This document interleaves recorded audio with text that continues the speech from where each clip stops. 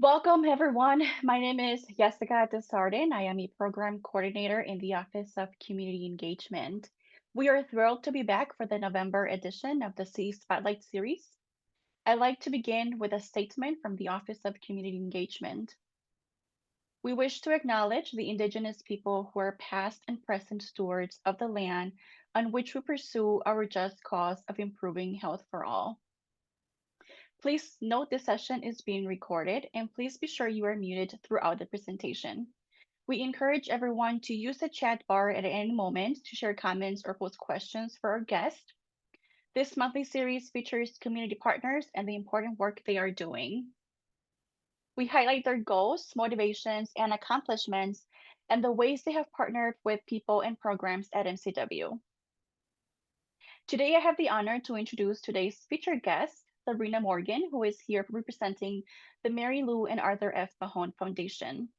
Ms. Morgan serves as a community engagement manager, and in her role, she strives to build and maintain relationships between the Mahone Foundation and community organizations, employers, and educational institutions, and serves as a liaison to raise awareness of the organization's mission, vision, and values.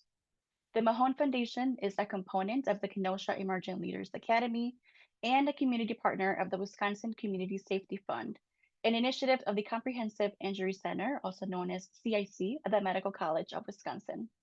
Thank you, Sabrina, for being our featured guest today. I would now like to welcome today's facilitator, Ann McCullough. Ms. McCullough is a statewide community safety program manager in the CIC and has more than 30 years of experience facilitating community-centered policy change, collective impact projects, and individual growth with diverse clients and groups.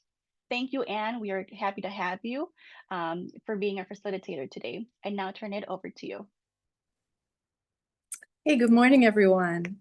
Thanks for that introduction and that inspiring walk-on music. So I'm totally pumped up and greeting you from Phoenix, Arizona, where I'm here with CIC colleagues at the Firearm Research Prevention Institute conference.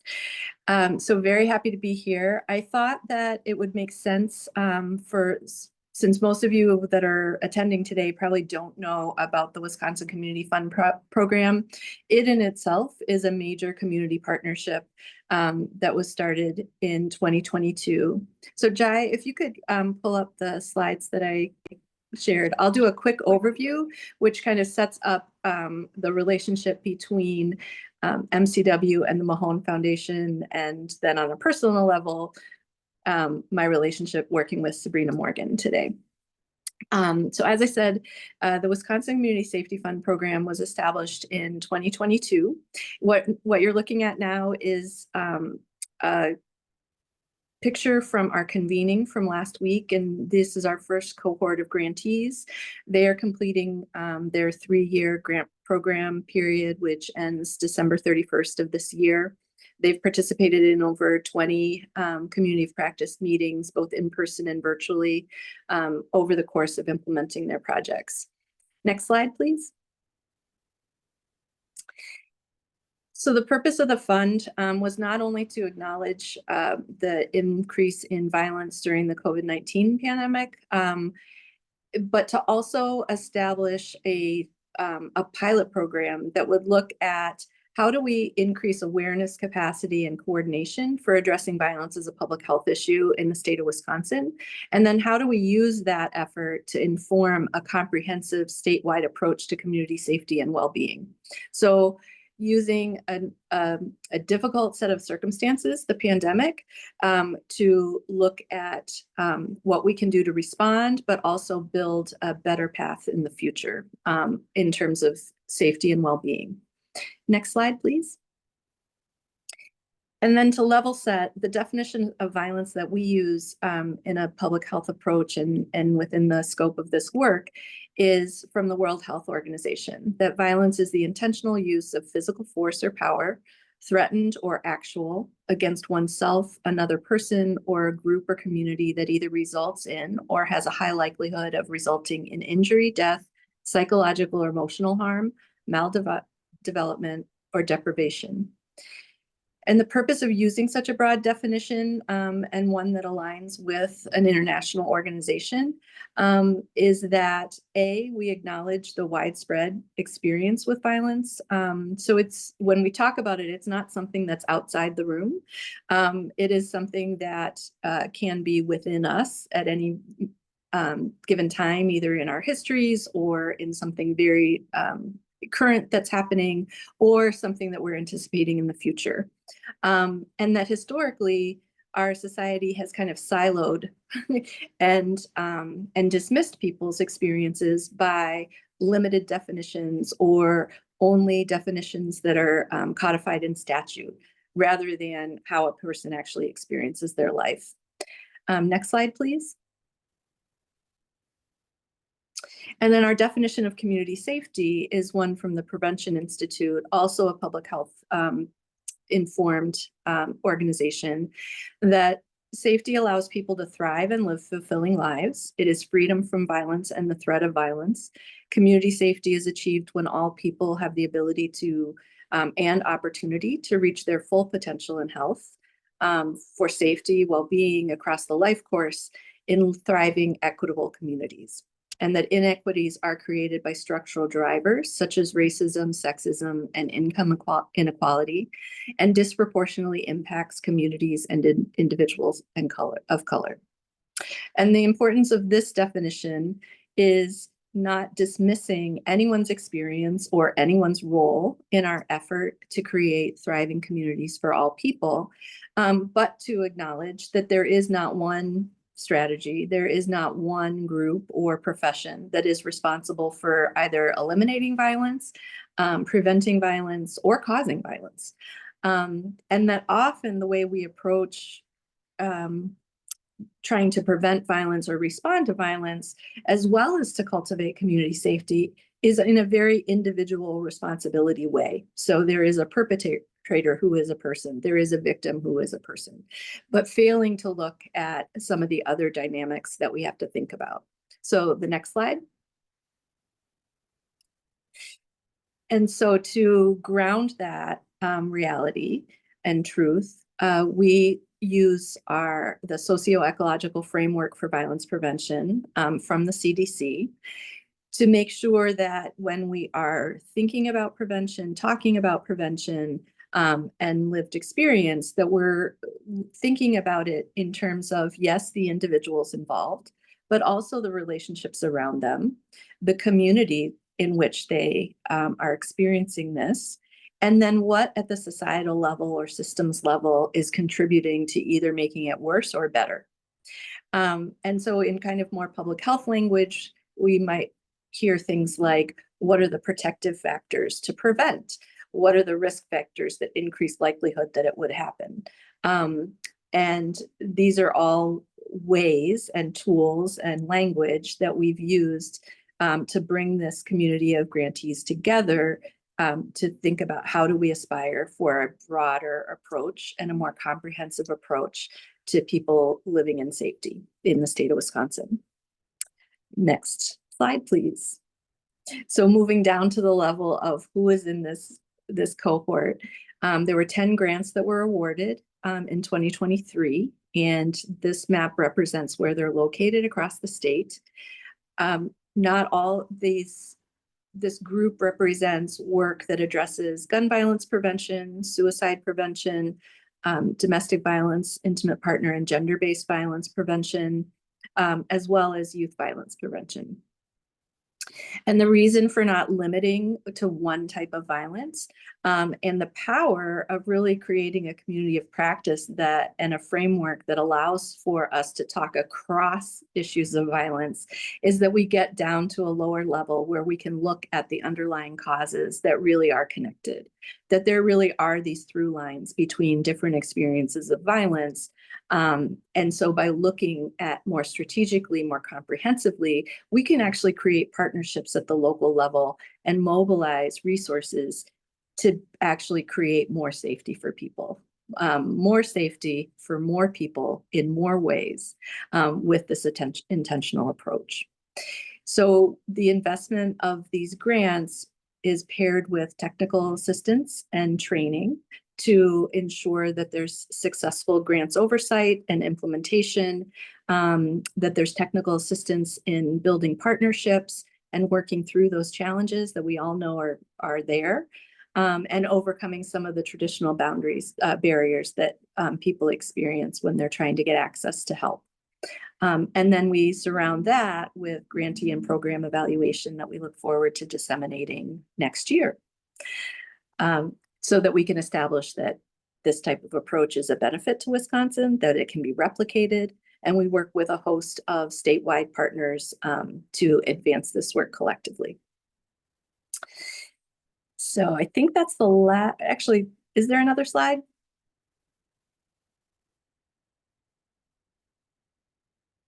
No. Okay. So that tells you a little bit about how the Wisconsin Community Safety Fund got established, why it's called a program and not just COVID relief funds. We really are trying to establish that this is a public health approach to violence prevention, addressing violence as a public health issue in Wisconsin. This is what it can look like. There are other efforts in Wisconsin that are similar. We can put all of those together and make plans for the future. One of the grant recipients was the city of Kenosha for their Emerging Leaders Academy project. That brought us into relationship with a number of partners in Kenosha, one of which being the Mahone Foundation. And so Sabrina obviously is here representing that group today. And so she can talk about, we will together talk about community partnership in terms of a community-based organization with the medical college, and then a community-based organization as part of a community partnership at the ground level, and really all the levels in between. So with that, I am more than pleased to start a conversation with Sabrina this morning. So it's been really great getting to know Sabrina, her energy, inspiration, and commitment to her community. And she spreads a contagious love for Kenosha. And so just as an icebreaker, if anybody in the house is from Kenosha, is a fan of Kenosha, a fan of Orson Welles, who was apparently, born in Kenosha, feel free to send an emoji up to build the spirit today. But Sabrina, to open up, we've got some activity. Okay. All right. So it's been a pleasure to work statewide and to be part of a growing community of folks that are dedicated to safety and well-being through different strategies that make sense for their community at this time.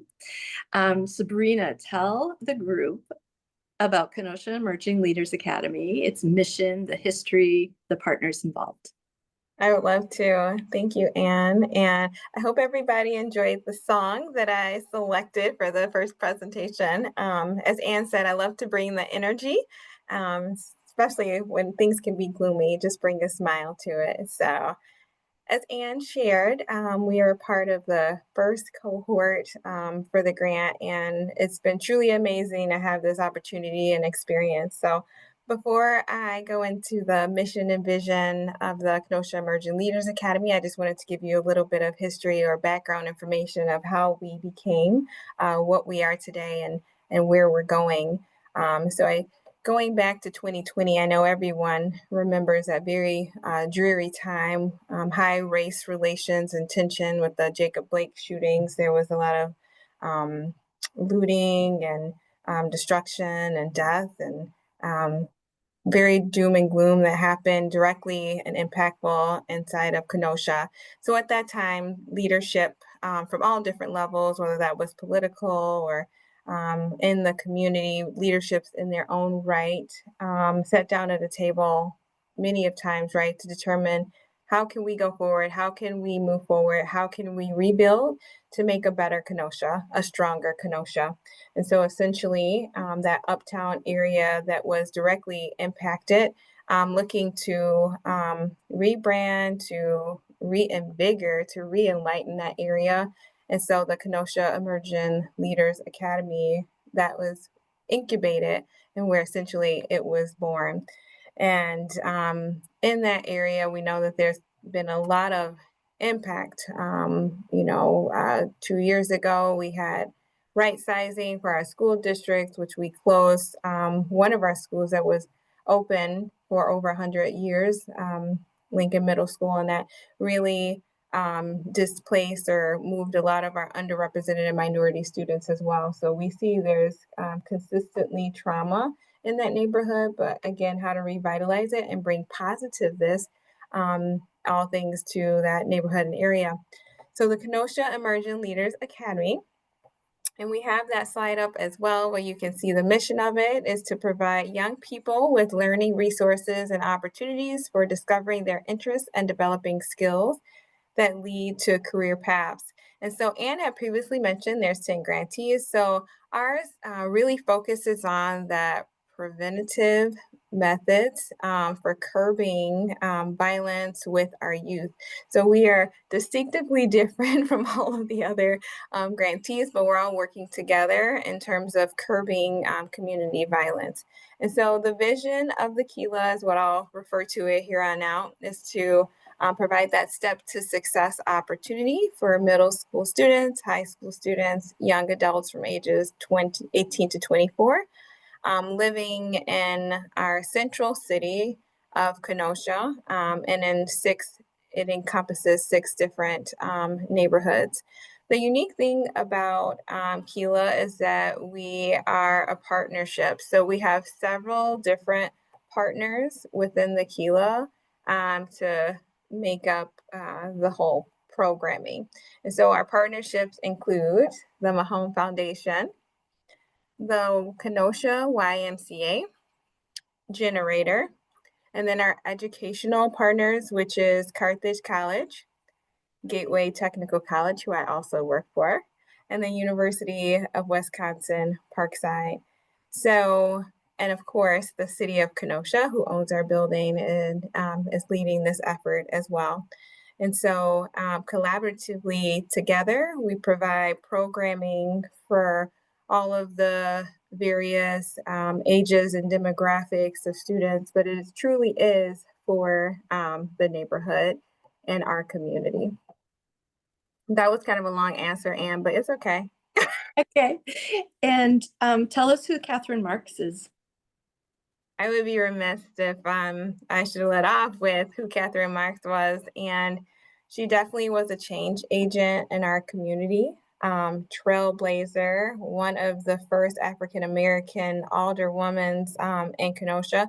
She also did the community engagement for the city of Kenosha, working right up under our former mayor. And so she really cared deeply about the community.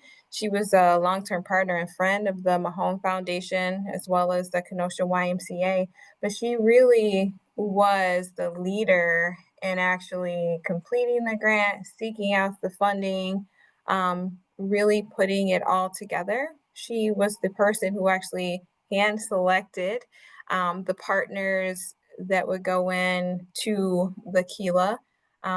Essentially, she was the driver.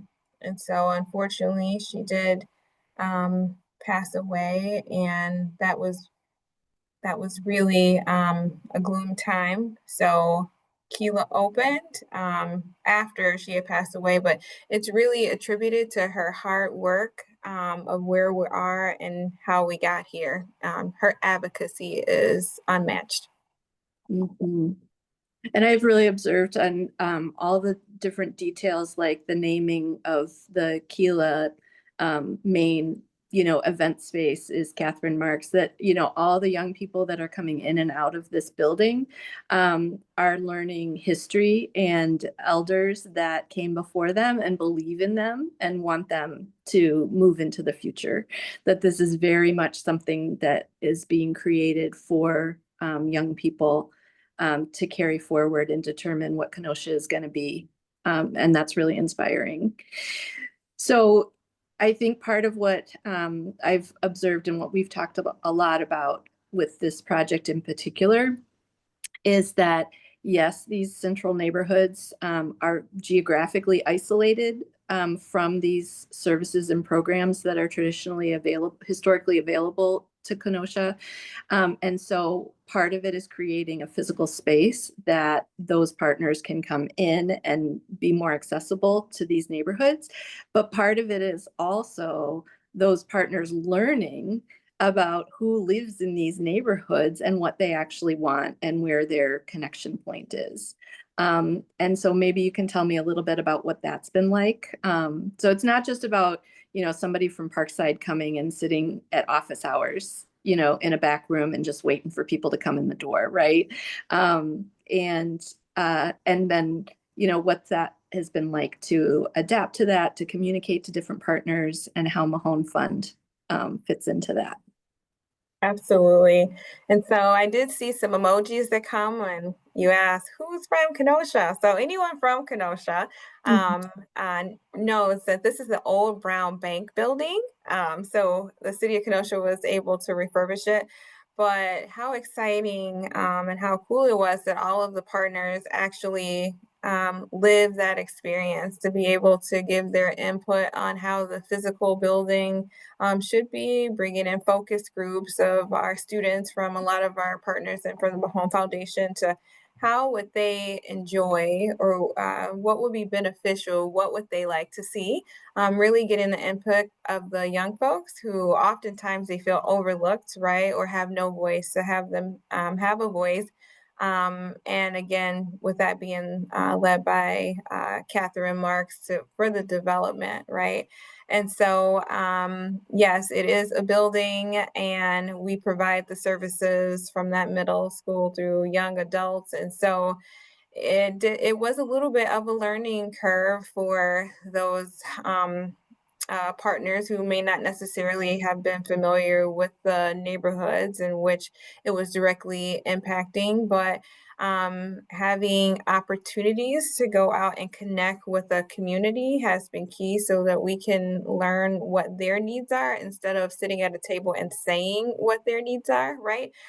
Because you want to bring folks and creating that awareness. And that's something that we are still working on ever more so, for folks not to just walk past the building and think that it's not for them, which a lot of time that happens, but it is for them, providing a welcoming environment. So as we meet as partners,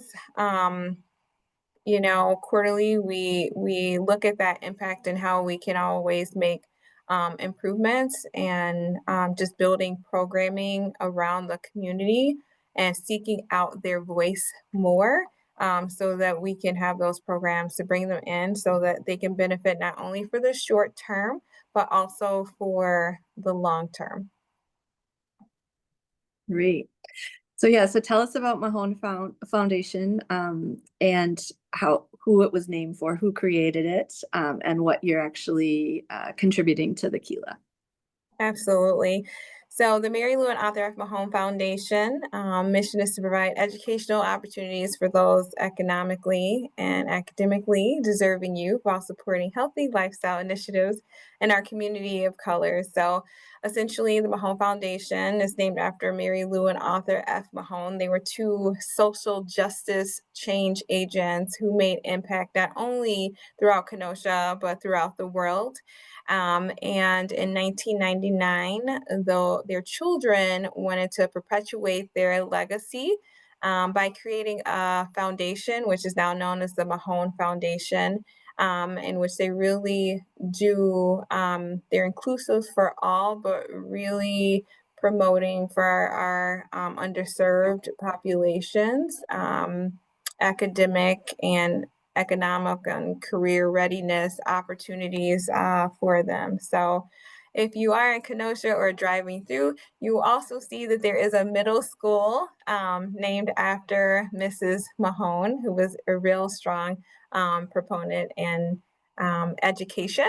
And then if you happen to be on Kenosha campus at Gateway Technical College, there is an atrium named after Mr. Mahone, in which he worked there as well. So it is pretty cool just being able to see their impact, being able to work beside their children, Tim Mahone and Artist Mahone, because they just have such a love for the community in general, but just having the impact go beyond and really honoring their parents' name. So everything that the Mahones do, they're very methodical and how it will impact Kenosha, impact the community, the families, and essentially the world. And so we were very fortunate to be a part of the partnership. And as previously stated, Catherine Marks was a very close friend to the Mahone family, as well as served on the Mahone Foundation board.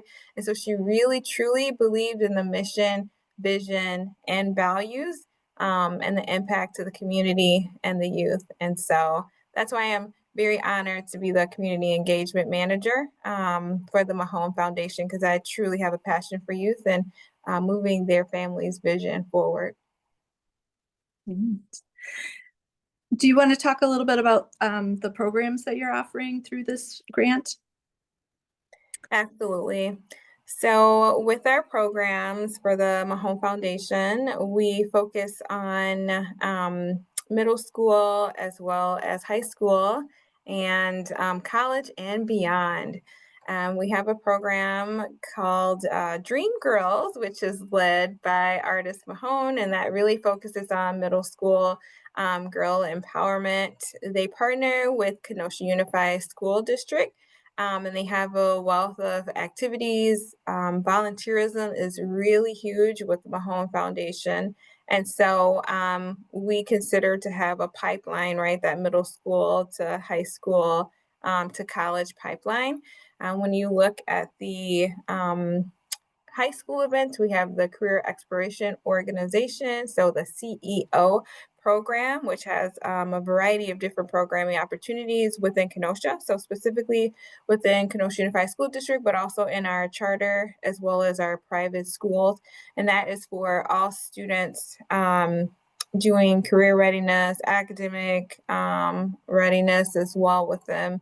And then just getting them prepared for life after high school to have a plan. And those are really hands-on with those students, whereas we do that inside of the schools as well as bring them on site to the KELA so that they can also become more familiarized with the services there that they can benefit from. And specifically with this grant, we were able to start a Mahone Foundation internship pathway, which has been amazing, in which we were able to collaborate with our business partners and grow business relationships to offer internships to current college students and those who have just graduated so that they can get hands-on experience in the real work field, right? They had a supervisor, they were paid for it.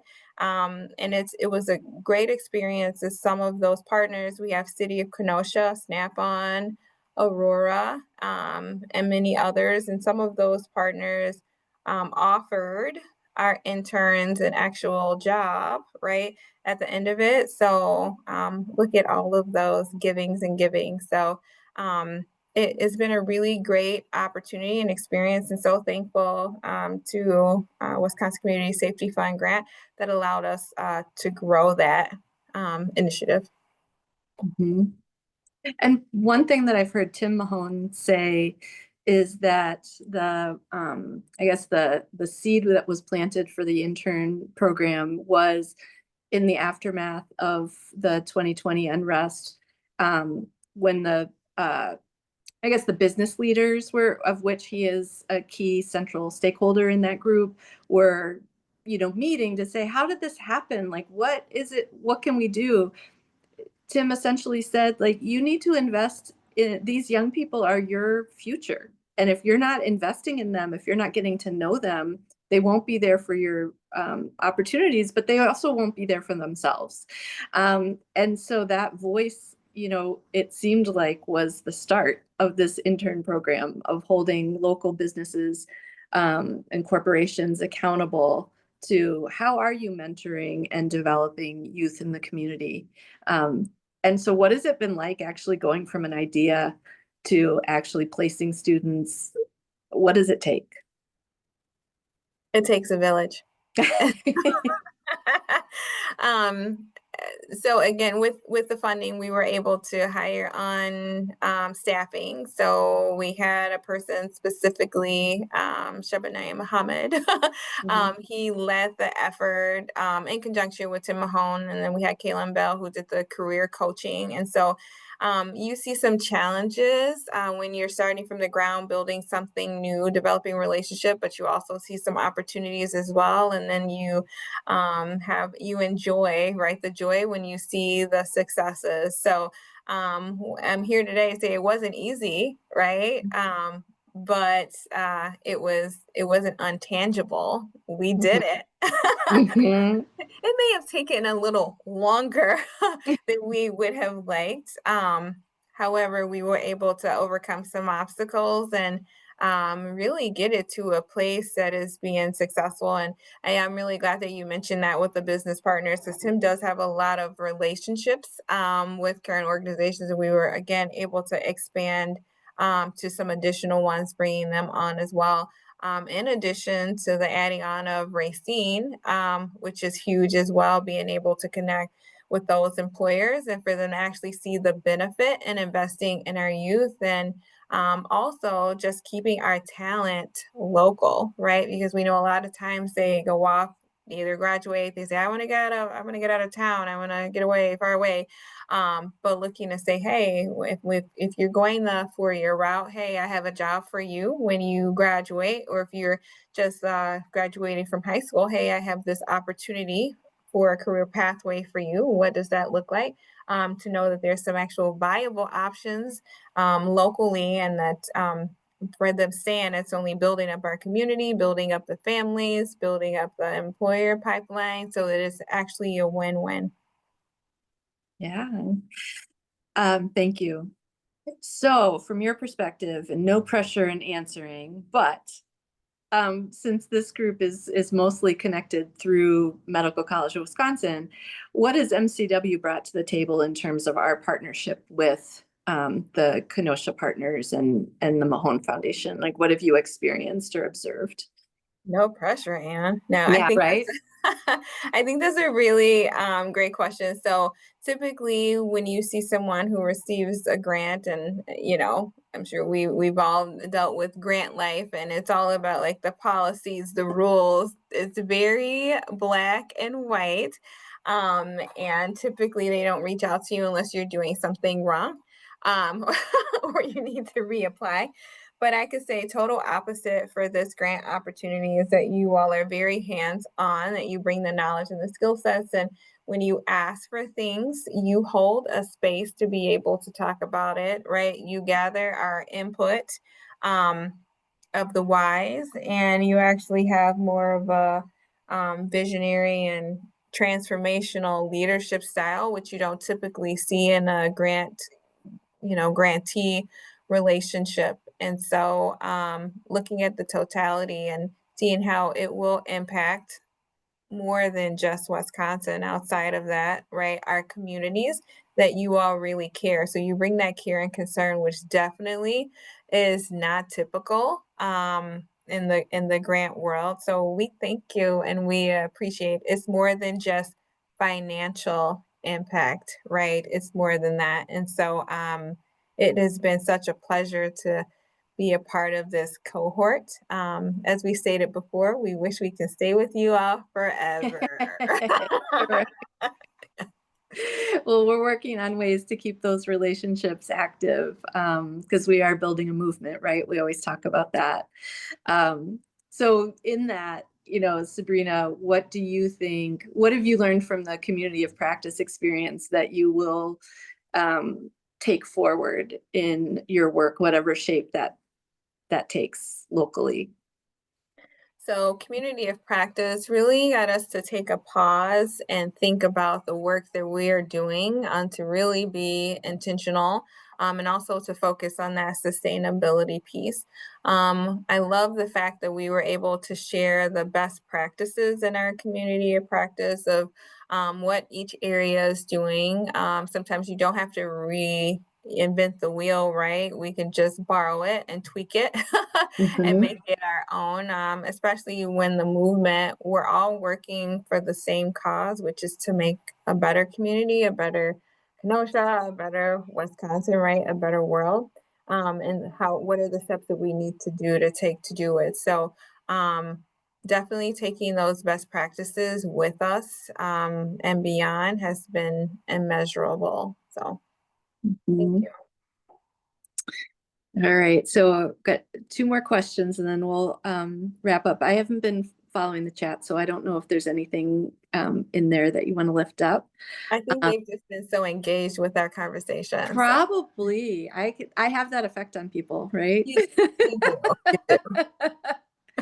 Um, so can you think of one person in the work that you've been doing that really surprised you and how they've changed? Like what kind of transformative or aha moment did you observe, whether it was a young person or whether it was actually like a community stakeholder that kind of wasn't so sure about this and was resistant maybe, or um, anything that comes, just the first person story that comes to mind, and tell us that. And then I'm going to let you ask me a question. Ooh, okay. Yes, I would have to say it was actually a parent of a young person who we were trying to reach out to become involved in our CEO program and our summer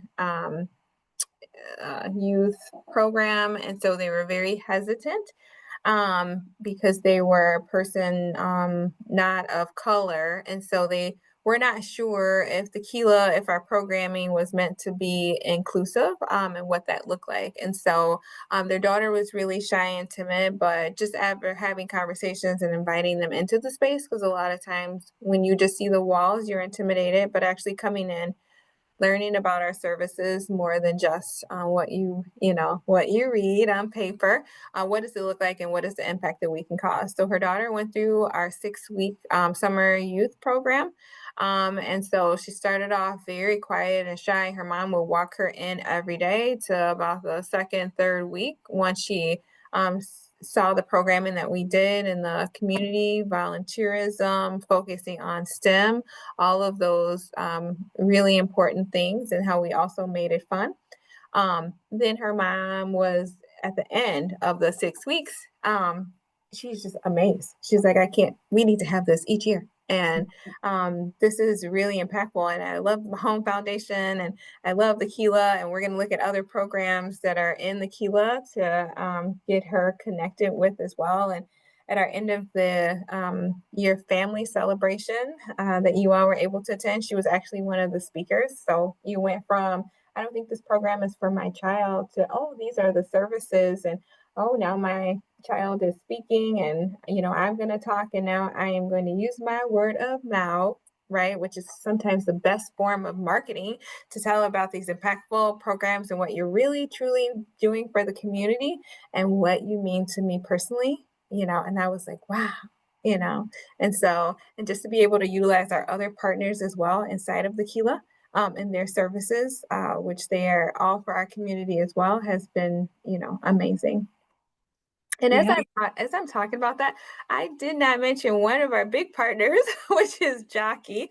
So the Best Buy Teen Tech Center, powered by Jockey, which is amazing as well. So I wanted to make sure I did not forget to give them their shout out. You have a lot of partners to keep track of. I can understand that. So yeah, while people are thinking of it, if they have any questions, is there anything you want to ask me?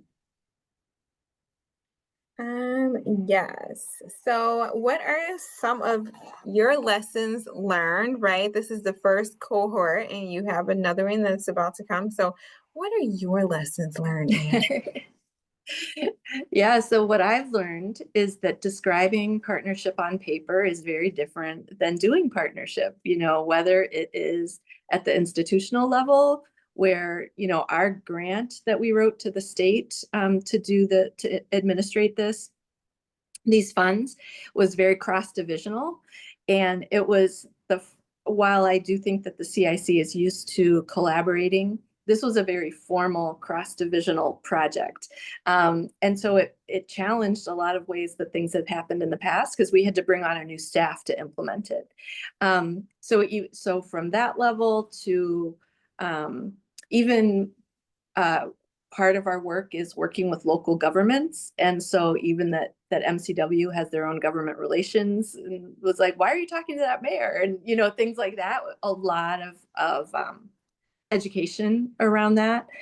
And then locally, what it looks like to actually implement and what technical assistance looks like, because it can look like listening to a grantee say, we started this program and literally no one's coming and we don't understand why. And we have this, and then talking through, well, what might it be? Oh, it's actually because they don't trust this curriculum that we're using. Okay, well, is there another curriculum that you can use? Well, actually, I think, elders in the community would be a really good way to communicate with young people. Okay, well, let's change that. How do we do it? And how do we make sure that it's compliant and an allowable expense and all of those kinds of things? So I think, again, you can describe all of this, but the actual doing it each day there's as many ways to do it as there are people involved.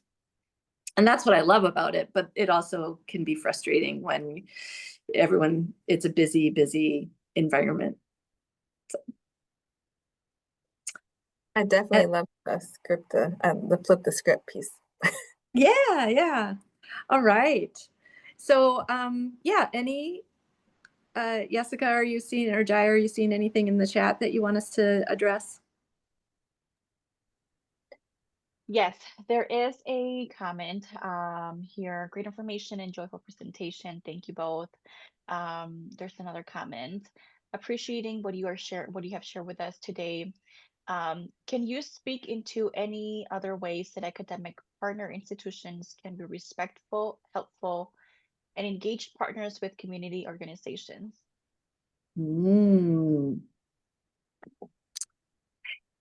Sabrina, do you have any immediate responses to that?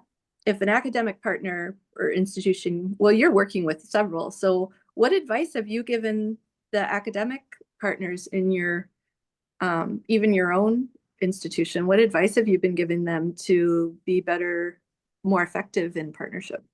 Sure. So we collaborate often on things outside of KELA and with KELA, but we wanted to be very mindful of the services that we're offering. So we definitely try to avoid any duplication of services, but we want to ensure that we are providing the actual services. And so just being mindful of when we're scheduling things, that we're supporting each other. So we have a private college, a UW college, and then a technical college in there. And then just looking at what are the strengths of each partner organization and being able to bring that in. So say, for example, even with our admissions, we look to see when we're going to have admissions night or when we can bring in financial aid or just even with Gateway in particular, bringing in some of our STEM equipment and then marketing that to the community to come in and utilize it to look at jobs that may benefit that pathway. So I would just say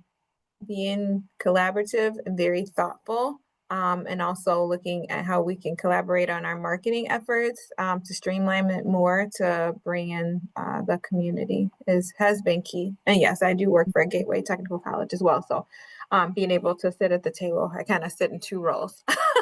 Yeah. As a partner, I sit as two roles. So yeah. Did you have anything to add, Anne?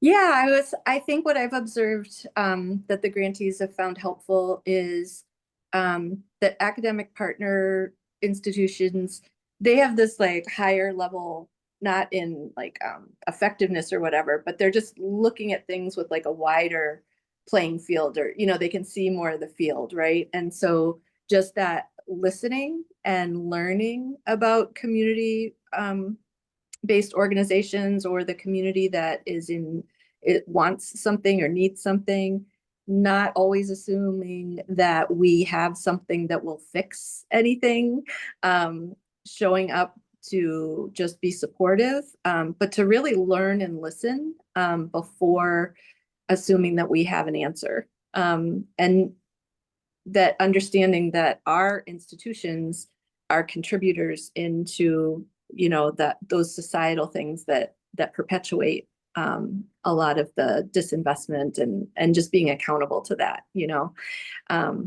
just really getting to know each other. And then I think that's great. And I would also add that one of the benefits with the KELA and the grant is that we do have an executive director who is on site, who is also able to connect with the community, and she's able to bring that back to all of the partners as well, and to look at that strategically as well. So having that liaison as well to be there has also been really key and really great. Yeah, thank you, Sabrina. The one thing I'm going to say is, partnership doesn't happen without capacity, right? So it takes a lot of time and intention and coordination to have good partnerships. And so if there isn't aren't any resources in terms of staff or funding for that to happen, it's really hard for things to stay on track, I think. So.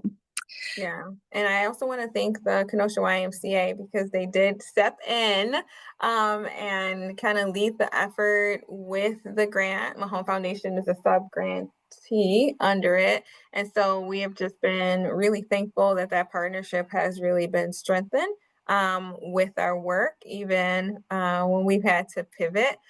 We have to be very flexible and fluid. But again, always the core is our youth in the community and these preventative efforts. And so keeping that in mind, kind of everything just falls in line.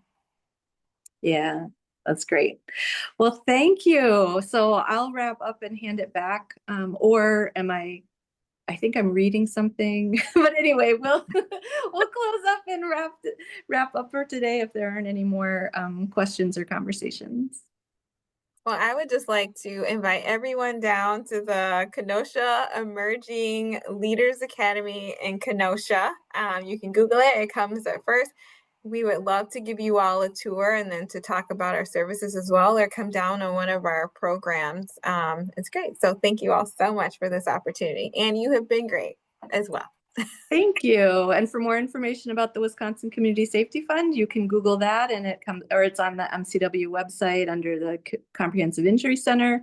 And I'm always happy to talk about the work and be a peer to anyone who's doing collaborative work. So thank you, everyone. Thank you all.